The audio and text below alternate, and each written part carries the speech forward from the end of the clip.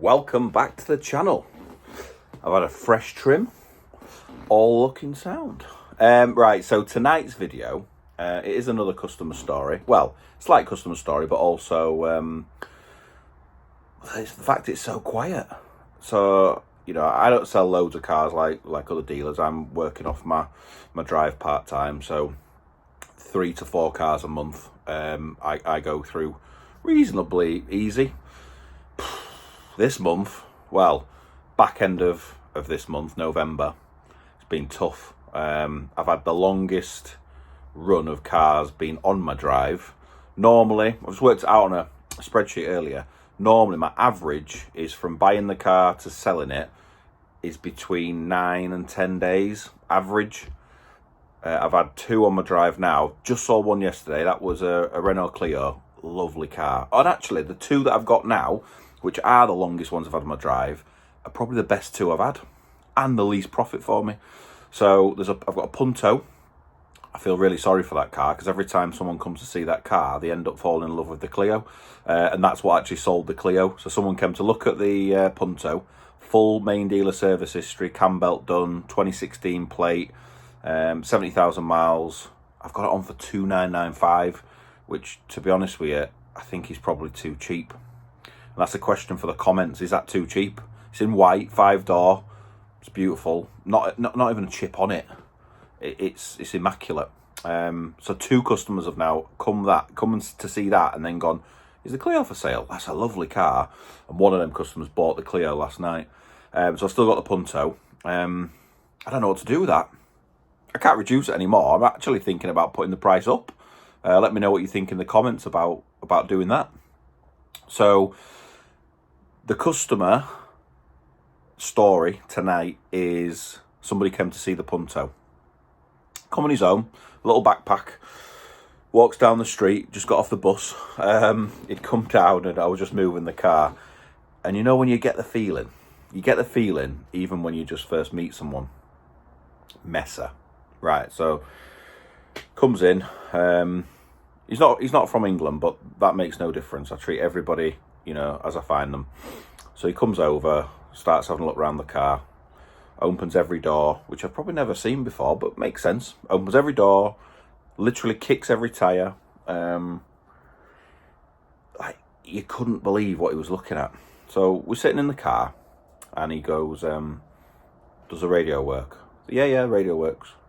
He's just asking me rather than looking to start with. Does the aircon work? Yeah, the aircon works. Do the electric windows work? Yep, the electric windows work. I'm thinking, is he going to say, does the engine work next? But he didn't. He just turns it on. I'd left it in gear, so we both jump forward. You can imagine the scene here, can't you? So I knock it out of gear for him. He starts it up. I pop the bonnet. We have a quick look.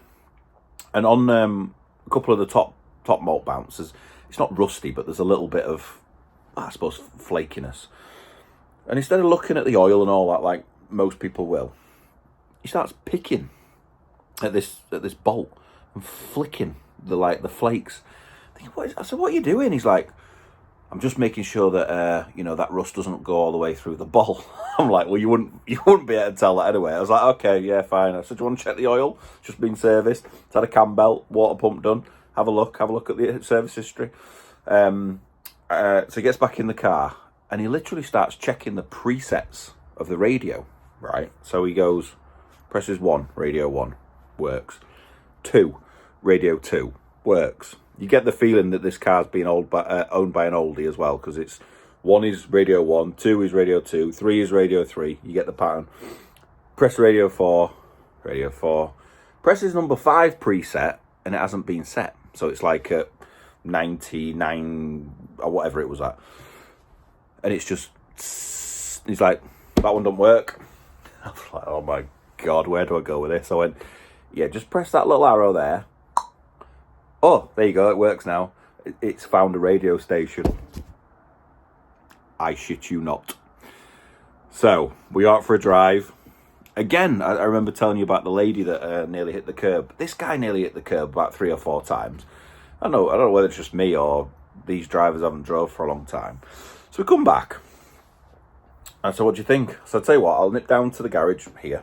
I'll let you have a look round. There's the key. Have a look round at yourself and listen, no pressure. So he has a look round, he comes down, sits just here, and we're having a chat. So what do you think? He's like, yeah, I really like it. Do you do finance? I've already told him. Well, number one, I told him there's no negotiation on that price. It's too cheap, if anything. Two, I don't do finance. Obviously, you can't. I can't be regulated when you trade from home anyway. So, guess which two questions he asks me? One, is the price negotiable? No. I told him this on the phone, but I'd also followed it up with a text message. Do you do finance? No. He went, right. And then I give him this stuff. So this is the pack for it. I'll show you this anyway because it's pretty decent. 2016 plate, as I said, and the service history. Look, full main dealer, all Fiat done. And there's the last one with the water pump and cam belt. So full main dealer service history from new. Logbook, obviously. Receipt I pre-wrote out because I was that confident that he was going to buy it. Because when people come here, I must have a 98% strike rate of they're coming in, they come to look at the car and they either leave a deposit or they buy the car. I'm not used to people walking away. Anyway, so I give him all this stuff. And then I gave him this. The handbook. What do you think he did with this? Yep, you guessed it. He started reading every single page. I had to stop him. I took it off him in the end. And then he said to me, can I have a look at the logbook? I said, yeah, not a problem. What do you want to look at the logbook for? Sorry, he says, I need to know that the car's in your name. I said, well, it's in trade, so, obviously we don't want to put another owner on it, so it's in the other person's name. It's not your car then. It's like, yeah, I've got a receipt for it. That's proof of ownership, the receipt. No, it can't be your car. I was like, oh my God, where are we actually going to go with this guy? So I said, look, if you want the car, you can have the car. If you don't, I did it as politely as possible. Basically, I told him to do one in the end. He was procrastinating that much. I said, have you this is a classic. I said, you're here on your own, but you've talked about your wife quite a lot. Yeah, we've gone for it. We've looked around the car and we've been out for a drive and you've spoke about your wife probably more than you have about the car. Have you checked with her that you're going to buy this car? No, I need to speak to my wife. So, right, okay. I thought, that's my get out. Get him out of here. I'd rather leave the car on the drive than sell it to this guy. I said, have you spoke to her? No, I need to go check with her. I said, great idea. Go check with her. Give us a ring. Guess what? Never heard from him again. As you probably knew anyway. I don't get it. I don't get time wasters. Right? I've got my time, right, which, listen, when you're selling cars, you're going to get time wasters. I get it. But why do they waste their own time? That's what I don't get.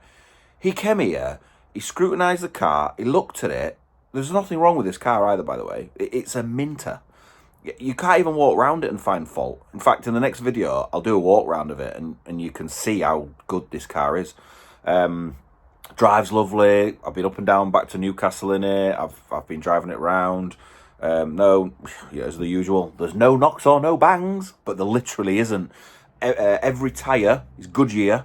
I think only one alloy has a slight mark on it, but nothing major. It's really bizarre. But anyway, yeah, going back to it, there's a question for the comments. Why do people waste their own time? Now I'll move on to the Clio. So somebody came to look at the Punto, loved it, but liked the Clio more. And literally what he said was, after the Punto, we're in here, we're talking. And I never really say to them, oh, there's that one and there's that one. I just sell the car to them that they come to see. And as he was leaving like this bit here to go back out, he's like, look, we really love it, but we've just got to look at finances. So yeah, listen, not a problem, get it. And he goes, shame this one ain't for sale. I absolutely love this. And I was like, ding, ding, ding. It is. And what then happened was, he goes, oh, right, love it. I had a look round it, his wife and his daughter, blah, blah, blah. And then I went out that night with the lads for a curry. And he rings me. I'll go outside, speak to him. And he's like, the problem is, it's too expensive. So the Clio was a grand more, so it was up for 3,995, which, by the way, market value, it's a 14 plate. It's still way cheap. I normally go less than dealers because I am selling off my drive, so I try and be 500 quid under that. But obviously still to make a bit of a profit on each car. So I said to him, he said, "Oh, can I have it for the same price as the Punto?" It's like, no, this guy's going to be another messer. I was like, no, I can't go any lower. I don't put my prices so that people haggle. My prices are my prices, and the good prices. So I said to him, I said, look, unfortunately not. If you're still wanting a car for $3,000, you're not going to get better than that Punto. You're just not. 16 plate. Oh, I've said it all to you before already. It's just really nice. He's like, right, let me have a think about it. So he rings me back, I don't know, maybe half an hour later, and says, yeah, we've been looking at Clios, other Clios, not necessarily just mine. I'm thinking, online, obviously. I'm thinking, why did I even open my mouth? Why didn't I just sell them the Punto at that point? So I said, absolutely fine. I said, by the way, it's a 0.9 TCE engine, this Clio.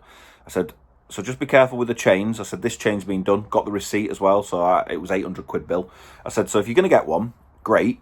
You won't find one at this price. But if you go, somewhere else and you find one for more miles, because that's the car you want. This has only done 70,000, this Clio. They're both on 70, actually. I said, you might find one cheaper, even maybe newer, but it'll have done a lot more miles. Just make sure the chain's been done, because obviously it's a big bill. But this one's been done. Great news! You've already saved yourself 800 quid, and it's less than any others. So he says, anyone else coming to see it? Says, yeah, I've got one more person on Saturday, but they're coming to see the Punto. So he said, right, okay, how can I... You're not going to sell them the Clio, though. I said, well, they're coming to look at the Punto. So he said, yeah, but so did we. And then, I said, we'll leave a deposit then.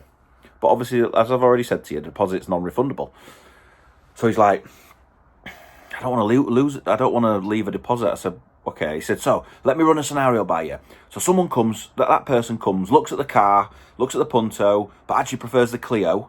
Will you sell them it? I was like, yeah. Why would I not?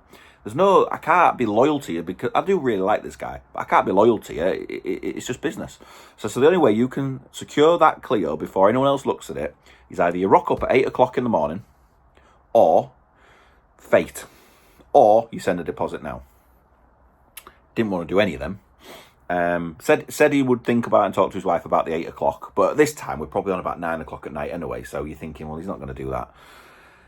So he rings me at 8:45. In fact, there was 2 people come to look at the Punto that morning, but it snowed. It was yesterday. So the first one didn't. The second one did come to see the Punto. I feel really sorry for this Punto. Again, same. It was like a mirror image of the first guy. Comes, looks at it, loves the car, but prefers the Clio. But going to go away and think about it. So when they went away to think about it, I rang the first guy back and said, look, it's your car if you want it. They've gone away to think about it, which puts you back in the queue. So if you can come anytime today, then if you want it, it's yours. He turns up at 3:30. Boom, sale done. Well, I say boom, sale done. 2.5 hours later, after his bank, kept rejecting, kept saying it was fraudulent and all this. Oh, it was a nightmare. Then his phone died, so then we had to get back. Honestly, 2.5 hours to get the money through. It was insane. Even I was a bit pissed off actually. The bank, the fraud squad, were even checking the car for him. They had to give him the bank the registration of the car. Yeah, what business is it theirs? I get the fraud thing, but this was something else, honestly. So he goes, what business is it of yours? They're like, I need the registration of the car to release your money. And he's like, this is my money. This is fucking ridiculous. He went nuts on the phone. It was quite amusing to watch, if I'm honest. Anyway, long story short, the transaction went through. Happy customers, absolutely over the moon with that Clio. And now I just need to, get another one alongside the Punto while I've still got that. But yeah, I'll do another video of the walk around on the Punto because it is odd. It is really odd. Anyway, that's the end of the video. Just thought I'd give you another update.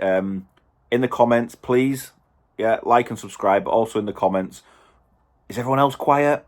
You're finding it really tough at the moment. A car staying around longer than normal. And I know when I'm saying I've had this car a really long time, It's not in the grand scheme of things. It was 21 days. It is. I know it's not. Average to sell a car normally is about 30 days. I get it. But for me, that's a long, long time. Yeah, it's normally nine or 10 days max. So yeah, let us know what you think. Let us know about this video, see if you like it. I'm lacking comments. It's a brand new channel. I need your support. I've literally got 27 subscribers, which I said on the last one, 26. I've gained one more, so thank you for that. It's still shit. Come on, help us out. Click the button, click the like, click the subscribe, click bloody whatever you want. Just follow this journey. Thanks a lot and see you in the next one.